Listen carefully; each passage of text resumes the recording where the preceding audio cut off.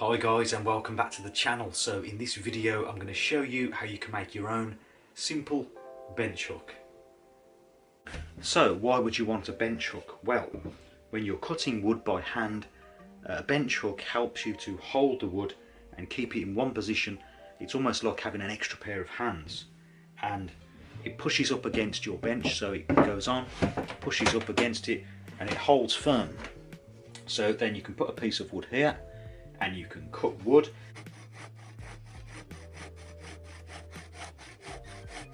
So there's an overshoot here where there's a part which protects your desk underneath, so when you're cutting across here, when you get through the cut, it won't hit the desk, it will hit this part of the bench hook here. You can also use it as a kind of mitre block where you can add 45-degree angles and straight cuts, 90-degree angles too.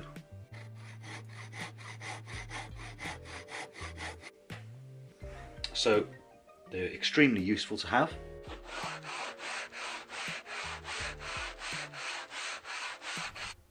So for this project I just used a piece of scrap pine and a scrap piece of 2x2.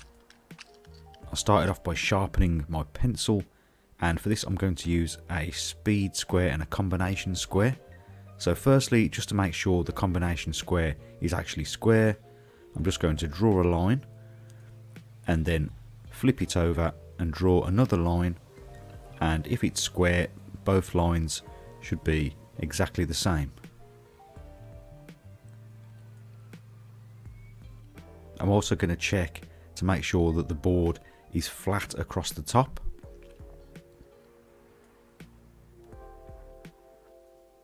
So now I'm going to mark up the length of this board, and I went with 12 inches or around 30 centimeters, and the total width of the board is around 10 inches.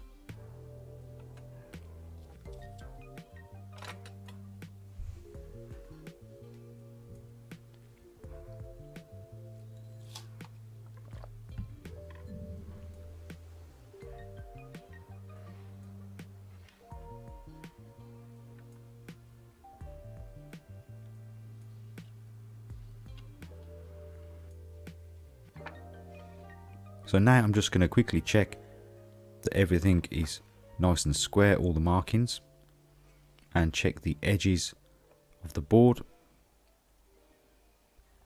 And I'm also going to make sure that my miter saw is also square.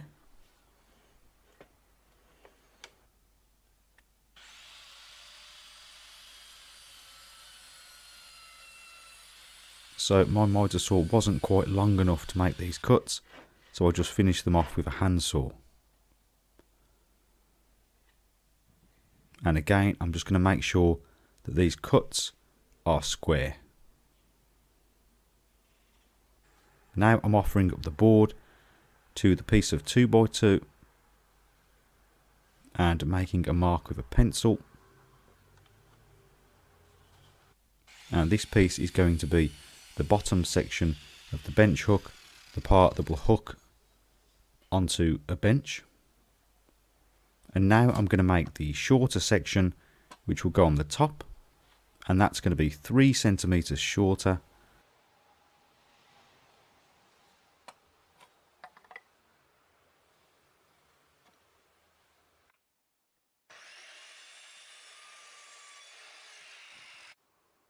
So now I've made a center line across the top,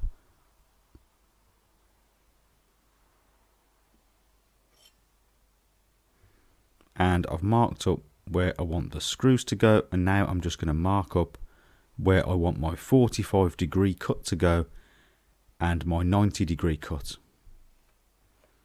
So to make these cuts I'm going to use a manual miter saw, but first I'm just going to check that the miter saw itself is square. So I'm using my speed square here just to double check those cuts on the 90 and the 45-degree.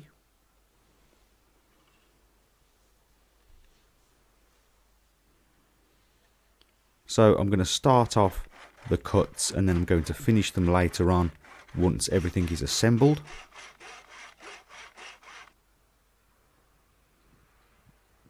So now I'm just going to draw around the top 2x2, and I'm going to add plenty of glue here.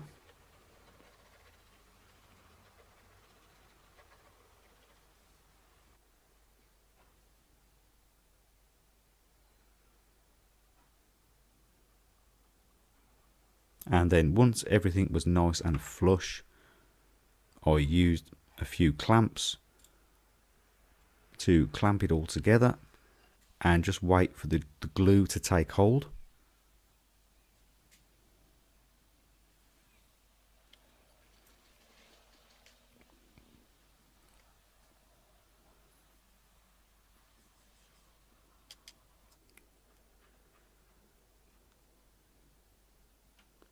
I removed the excess glue with a damp rag.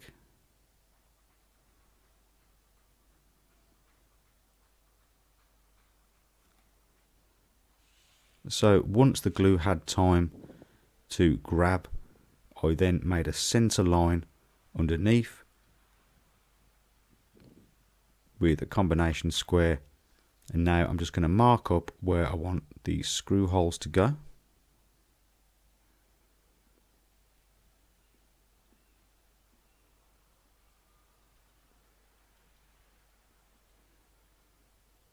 And I'm going to drill some pilot holes.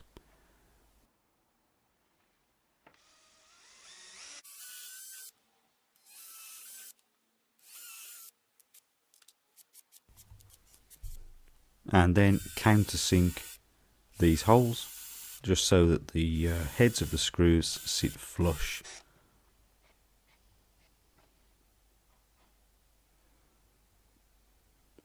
I'm using 3 screws on this section because I have a 90° and a 45° cut, and I need 3 just to make sure that this piece is supported. And then I just went round and hand tightened these screws with a ratchet screwdriver. Now for the bottom piece, again I'm just going to draw a line and find a center mark with the combination square.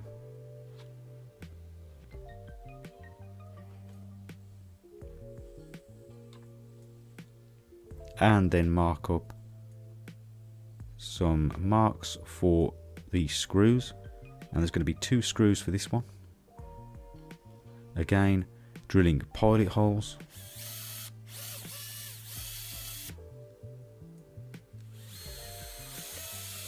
And countersinking.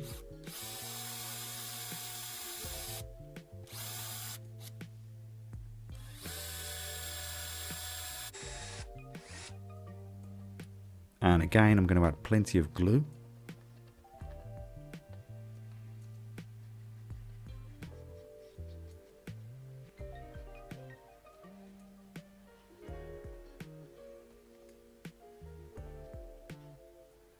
And I'm going to use an offcut of that 2x2 just to help support everything while I get this one into position.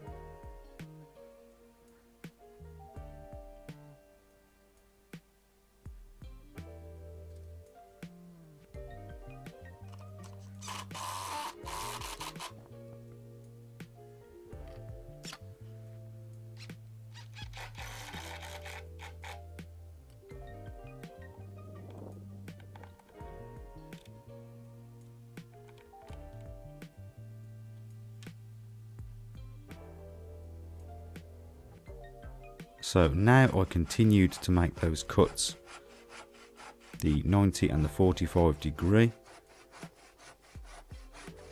and then I gave it all a quick sanding down, and I just rounded over all the sharp edges, and this will just make it last a bit longer and prevent any chipping.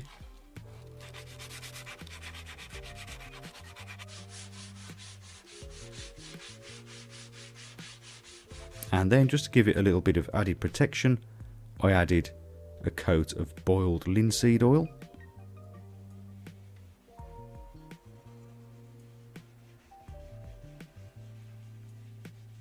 And that was it, all finished.